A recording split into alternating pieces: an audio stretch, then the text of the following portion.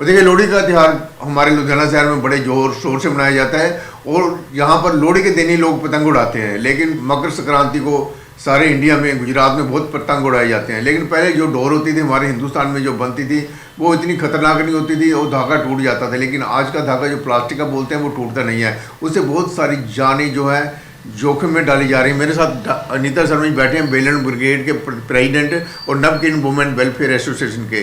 तो कहने का मतलब ये है कि जो ये डोर है कहाँ से आ रही है जो खतरनाक है, तो प्रशासन इसमें अपना क्यों नहीं योगदान डाल रहा है कि इसे रोका जाए। अनीता शर्मा जी कुछ बोलेंगे इसके बारे में। नमस्ते जी। जे आजकल लोहड़ी आ रही है और लोहड़ी के साथ साथ बसंत पंचमी भी आगे आ जाएगी।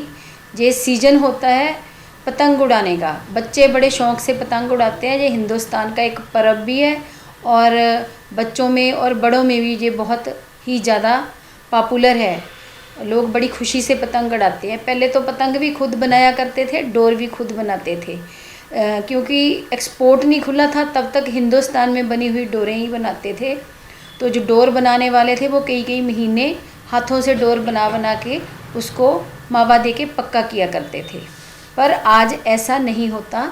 कोई भी आपको हिंदुस्तान में डोर बनाने वाला मेरे ख्याल से आज नहीं मिलेगा। आपको नहीं, डोर बनाने वाले तो हैं, लेकिन जो धागा है, मैं आप थोड़ा सा माफ़ी चाहूँगा कि जो चाइना की डोर आ रही है ना वो सबसे खतरनाक है। प्लास्टिक की डोर है। मैं उसी मुद्दे पे आ रही हूँ कि जो पहले बनाते थे हिंदुस्तान में डोरें, वो बनाने वाले भी बंद हो गए और बनाते नहीं हैं, क्योंकि वो बिकनी बंद हो गई। लोग उसको लेते नहीं हैं, पसंद नहीं करते। उनको पक्की से पक्की डोर चाहिए, क्योंकि ये टेक्नोलॉजी का ज़माना आ गया, सोशल मीडिया का ज़माना आ गया।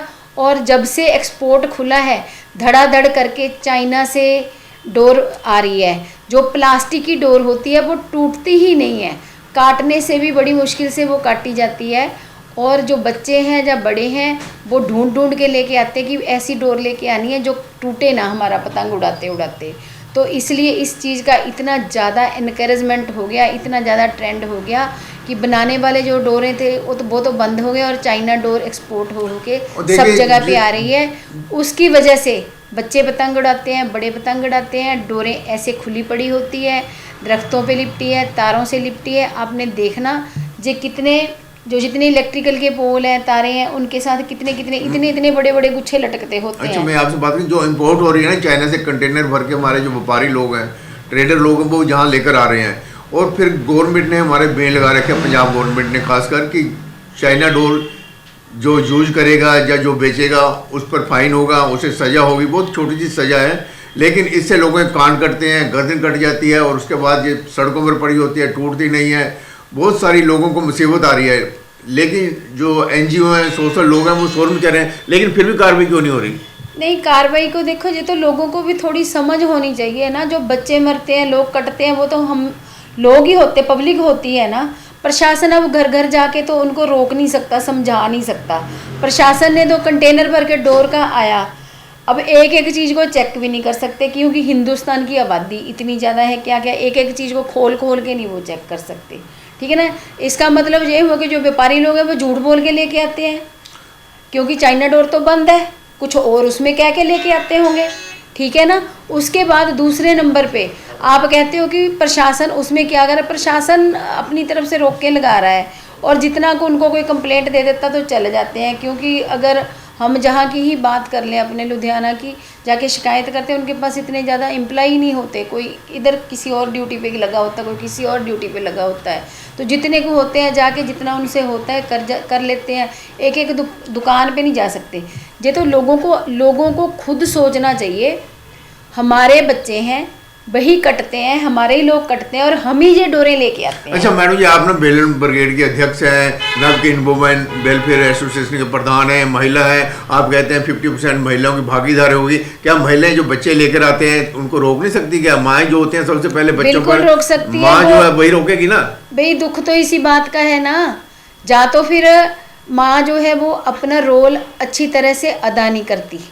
जहाँ उसको लगता है कि मेरा बच्चा पक्की से पक्की डोर लेके आए और किसी को काटे जाके साथ में, दुख उसको तकलीफ तब होती है जब उसका खुद का बच्चा कटता है। क्योंकि बारी तो देर सवेर फिर आती है ना उस चीज़ से। आज कोई लपेट में या कल को कोई और लपेट में आ जाएगा। जे इसमें हमारा जो हिंदुस्तान का समाज है, इसमें महिला का हिंदुस्तान को बनाने के लिए बहुत बड़ा योगदान हो सकता है। उसको जगाने की ज़रूरत है। वो सोई हुई है, वो अपनी ड्यूटीज़ को अच्छे से नहीं कर रही है, ना वो बच्चों के लिए, क्योंकि हिंदुस्तान में कहते हैं कि परिवार की जिम्मेवारी बच्चों को पालना पोषना माँ का काम होता है। वो उसको नहीं कर रही अच्छे से। इसी वजह से बच्चे नशे में जा रहे हैं। इसी वजह से अगर माँ उसको समझाए कि बच्चे ऐसे होता है जी, अगर तेरे खून चल जाए या तेरे को ऐसा हो जाए तो क्या है, इसलिए इस डोर को मत लेके आ, ठीक है ना, तूने तो अपना शौक नहीं, घर पे जो माँ नीचे बैठ होती है, बच्चा छत पर चढ़ा होता है, माँ को पता ही है कि ये डोर ऐसे है, इससे लोग कट रहे हैं। माँ के पाँव में भी जब चलती है तो उनके पाँव में फंसती है, तो फिर जब लेडीज फिर क्या करेगी। ओवरऑल ये है कि जो मदर्स हैं वो बहुत जाती है बच्चों के साथ पतंग लेने और डोरें लेने, वो ज़्यादा फादर ही जाते हैं। उनको पता होता है कि आप देख लीजिए, जहाँ पे अब जे संक्रांति में लोहड़ी में पतंगबाजी होगी और आपको ना उसमें फीमेल्स लड़कियां और लेडीज़ बहुत कम दिखेंगी। मेल्स ही ज़्यादा इसको सेलिब्रेट करते हैं, तो वो खुद ही अपनी चॉइस के लेके आते हैं।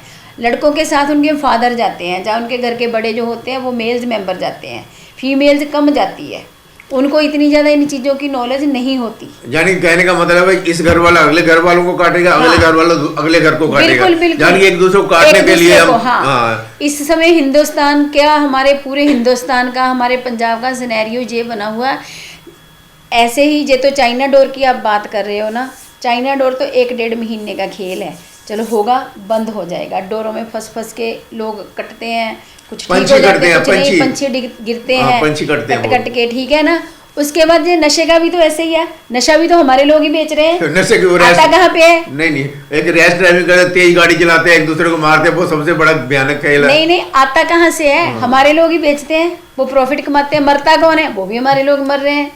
तो हम ही अपने आप को ही मार रहे हैं, अपने लोगों को मार रहे हैं। कोई इधर से मार रहा है, कोई चाइना डोर से, कोई नशे से, कोई किसी तरह से, बस एक दूसरे को मार काट करने लगे हुए। लेकिन हम धार्मिक समागम तो बहुत करते हैं, ऐसे समागम नहीं होने चाहिए, ऐसे प्रोग्राम नहीं होने चाहिए। लोगों को समझाया जाए, मोहल्ले में बैठा के औरतों को समझाया जाए, यार ये तुम क्या कर रहे हो, एक दूसरे को काट रहे हो। आपने कहीं पे देखा है ऐसे प्रोग्राम होते हुए? नहीं, देखा तो नहीं है मैडम। फिर आप रोज बाहर घूमते हो, आपने कहीं देखा है? नहीं होता है ना, नहीं होता ना सरकारों का इस तरफ ध्यान है, ना लोगों का ध्यान है। उनको जो अच्छे नहीं लगते, उनको ये लगता है कि सुबह उठ के जाके मंदिर में राम राम राम राम राम राम कर लो। जबकि जो गृहस्थी लोग होते हैं उनके लिए वो जरूरी नहीं होता।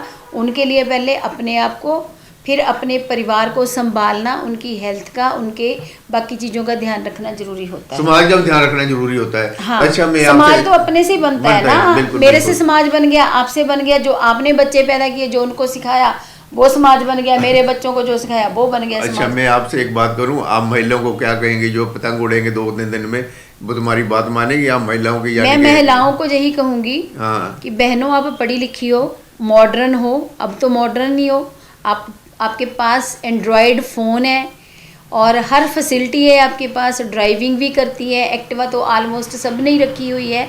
तो आप फ़ोन के ऊपर ही सर्च कर लो कि चाइना डोर से क्या क्या होता है, कितने लोग पिछले साल कटे थे और कितने इस बार, कितनी आग बिकेगी और कितने लोगों को इस बार नुकसान होगा। और पिछले 10 साल का डेटा निकाल के देख लो, 10 से ज़्यादा का भी पड़ा होगा गूगल पे, और देखो जी किस वजह से हुआ। एक डोर की वजह से इतने लोगों की मौत हो चुकी है, इतने लोग अपाज हो गए, किसी की आंखें चली गई है, किसी का नाक कट गया, किसी की गर्दन कट गई है। तो ये लोग देखो कैसे बुरी तरह से, और उसी चीज़ को अपने पे लेके आओ। अगर ये बंदा मेरे घर का होता, ठीक है ना, मेरा बच्चा होता, या मेरा पति होता, या मेरा भाई होता, तो क्या होता। तो इस तरह से अपनी सोच को बदलो। सोच को बदलने के साथ अपने परिवार को बदलो। कम से कम हर महिला अपने बच्चे से तो ये बोले कि तू ये चाइना डोर नहीं लेके आएगा।